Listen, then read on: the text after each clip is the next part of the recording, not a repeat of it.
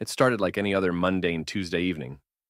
I arrived home a little earlier than usual, hoping to surprise Emma with dinner and a quiet night together. After all, we'd been married for 8 years, and I thought a little spontaneity might rekindle some of the passion that had dimmed over time. But as I walked through the front door, I heard her voice drifting from the kitchen. Not her usual soft tone, but an urgent conspiratorial whisper. I stopped in my tracks. Something about it put my instincts on edge. The words that followed changed everything. No, listen, I've already started. First, I'll drain all his savings and hide the money. He's clueless about the secondary account I opened. Once I've bled him dry, I'll file for divorce. We'll split the house, and with my half, we can buy something new, just for us. I froze. The cheerful floral wallpaper in the hallway blurred in my vision as the weight of her words sank in. I heard a man's voice on the other end of the call, smug and encouraging. I didn't recognize it, but the familiarity in their tone made it clear this wasn't their first conversation. Don't worry, she continued. He's so trusting. He never checks the accounts. He doesn't even know I've been siphoning money for months. My stomach churned. Emma wasn't just cheating on me. She was plotting to ruin me, to take everything I had worked for, everything we'd built together, and leave me with nothing. The woman I thought I loved was nothing more than a calculating predator. I backed away silently, my heart hammering in my chest. I knew confronting her in that moment would be a mistake. She'd lie, deny, manipulate. I needed to be smarter than her, to act without tipping my hand.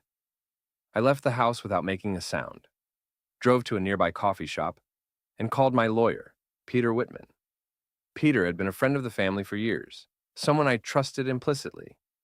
Peter, I said, my voice tight with barely suppressed rage. I need your help. Emma's been embezzling from me and is planning to divorce me. I overheard her talking to her lover about draining my savings and splitting the house. I need to protect myself, and I want her to pay. There was a pause on the other end before Peter spoke. All right, first, stay calm. Don't confront her yet. We'll set a trap. I'll need access to your financials, any shared accounts, and any other relevant documents. Also, we'll need to secure evidence of her fraud.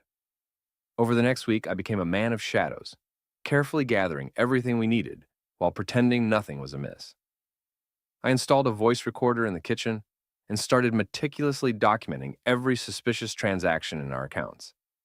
Sure enough, there were transfers to a second account I had never authorized, an account in her name. Emma, oblivious, continued her little charade. She smiled at me across the dinner table, asked about my day, and even suggested we go on a weekend trip together. I played along, every interaction leaving a bitter taste in my mouth. What stung the most wasn't just the betrayal. It was how calculating and deliberate it was. She wasn't acting out of passion or desperation. This was cold, premeditated cruelty. When Peter and I had everything we needed, we struck. The first move was freezing the joint account she had been pilfering from.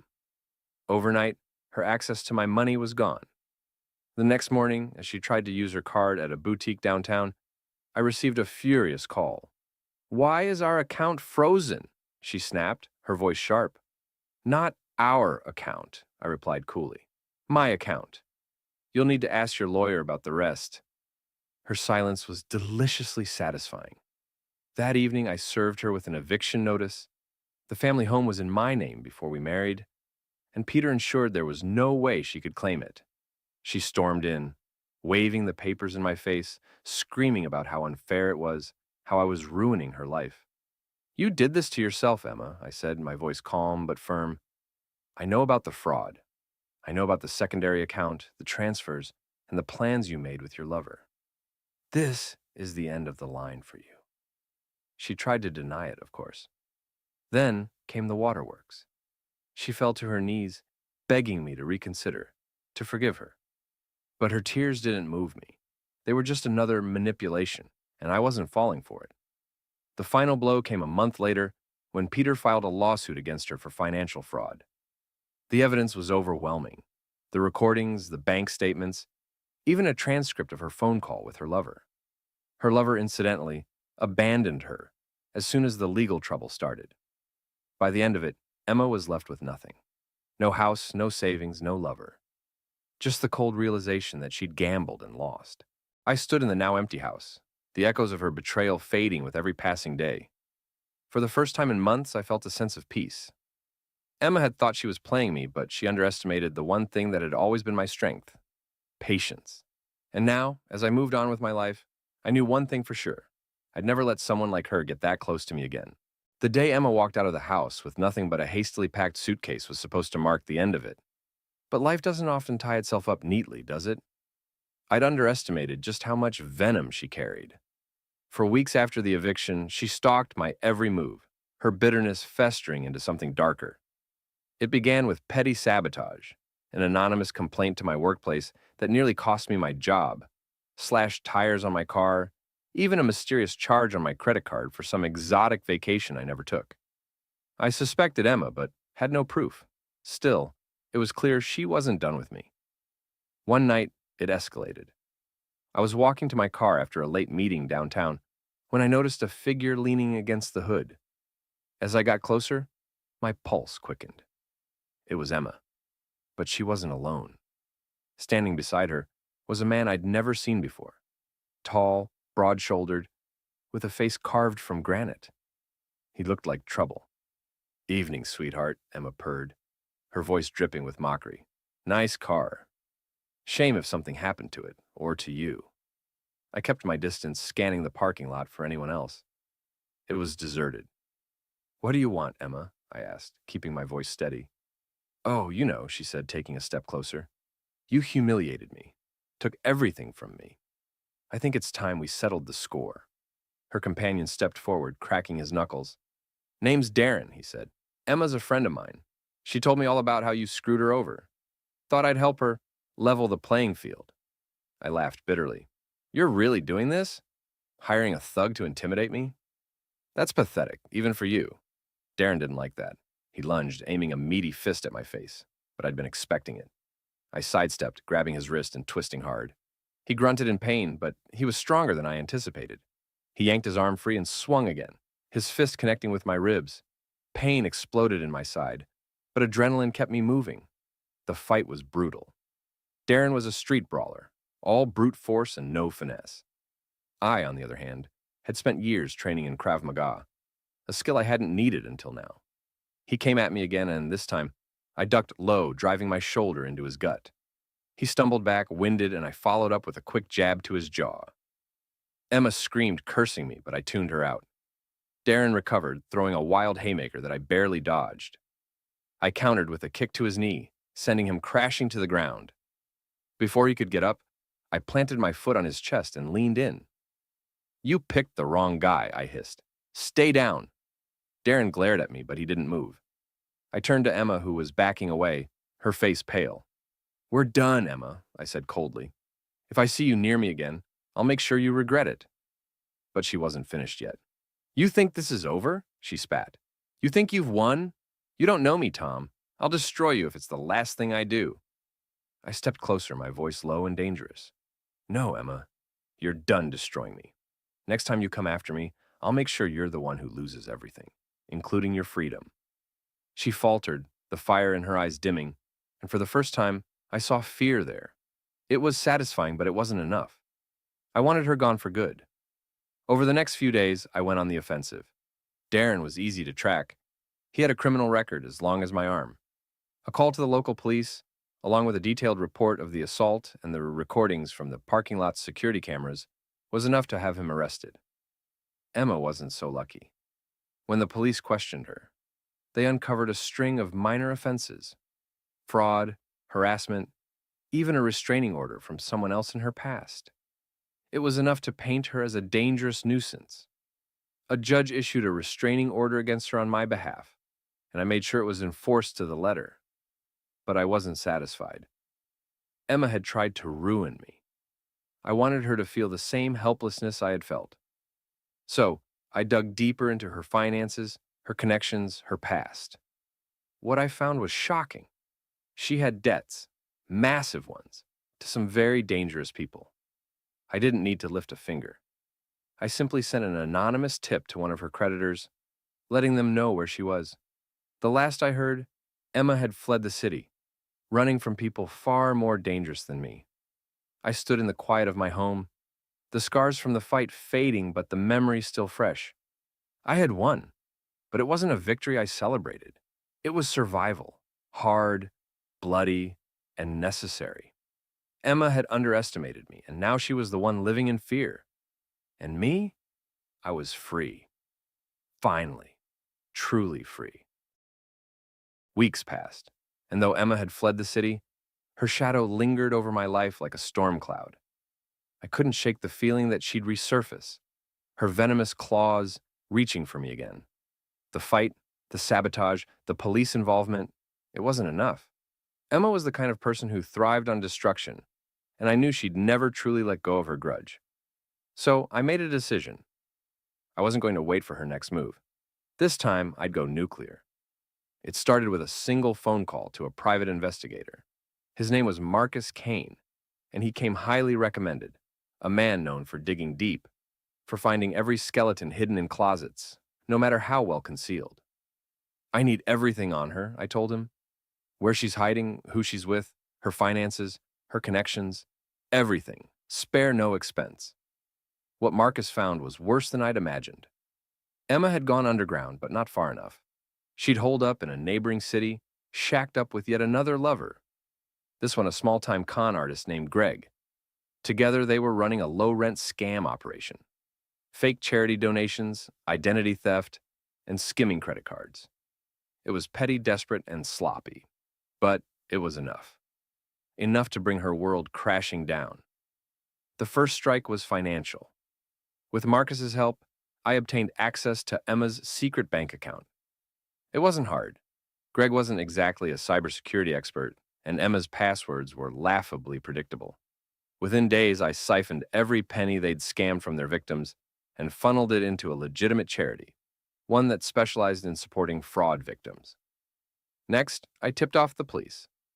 Armed with the evidence Marcus had uncovered, they raided Emma and Greg's dingy apartment. The news made the local headlines, "Fraud ring busted, couple arrested in charity scam." The sight of Emma being hauled away in handcuffs was satisfying, but I wasn't done yet. The real revenge came when I decided to expose her for what she truly was. I created an anonymous website, a detailed chronicle of Emma's schemes, complete with court documents, financial records, and testimonials from her previous victims. I posted everything: the fraudulent accounts, the recordings of her plotting to steal my savings, her assault charge, and even the details of her latest scam. I made sure the site was untraceable, hosted on servers that even the best hackers would struggle to penetrate. Then, I sent the link to everyone Emma had ever associated with, her old friends, her family, her co-workers. The fallout was immediate and spectacular. Her family disowned her publicly, releasing a statement that they had no connection to her criminal activities. Old friends shared the site on social media, turning her into a viral pariah. Even Greg's associates, low-life criminals who normally wouldn't bat an eye at fraud, wanted nothing to do with her, blaming her for their operation's collapse. But the final blow was personal. Among the things Marcus uncovered was a little detail Emma had likely hoped I'd never find. She hadn't just cheated on me with random lovers. There was one affair in particular, years ago, with someone close to me, my former best friend, Adam. Adam and I hadn't spoken in years, and now I understood why. But instead of confronting him directly, I used the information strategically. I leaked the story anonymously to his wife, along with irrefutable proof, text messages, photos, and even a signed hotel receipt. The fallout from that revelation was explosive. Adam's wife left him, taking their kids and half of everything he owned. Adam, disgraced and abandoned, reached out to me in desperation, but I ignored his calls. He deserved his misery. By the end of it, Emma had nothing. No money, no allies, no reputation. She sat in a jail cell, awaiting trial for fraud. Her life in shambles. I knew it wasn't over. People like her always found a way to crawl back. But this time, I was ready. I'd rebuilt my life from the ashes she'd tried to burn, and now I held the match. If she ever came for me again, I wouldn't hesitate to strike it. For now, though, I savored the silence, Emma's world was in ruins, and mine was finally my own again. Emma's family had been a passive storm in my life for years. Her overbearing mother, her judgmental father, and her insufferable sister. They never liked me, constantly implying I wasn't good enough for their precious Emma. That attitude persisted even after I caught her scheming against me. When everything about Emma's scams came to light and she was dragged into court, her family didn't hesitate to blame me. They claimed I'd ruined her life, drove her to her crimes, and painted me as the villain to anyone who'd listen. Their contempt fueled the last flickers of Emma's arrogance, even as she sat in jail awaiting trial. I decided it was time they experienced some consequences of their own. They wanted to meddle in my life? Fine. I'd tear theirs apart. The first step was gathering information. With Marcus Kane still on retainer, I turned his sharp investigative skills toward Emma's family. It didn't take long for him to uncover their secrets. Emma's father, Charles, was a retired accountant, or so he claimed.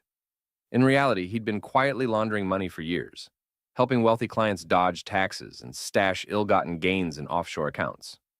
Her mother, Lydia, had her own skeletons: unpaid debts to a local loan shark, and a penchant for using Emma's name to open credit cards she never paid off. And Emma's sister, Vanessa? Let's just say she had a few incriminating videos from her college days that she wouldn't want made public, along with a current side hustle selling fake luxury handbags online.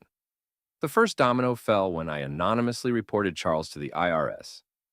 With the evidence Marcus gathered, they launched a full audit of his finances. Within weeks, Charles found himself under investigation for tax evasion and money laundering. His accounts were frozen, his assets seized, and his so-called retirement was over.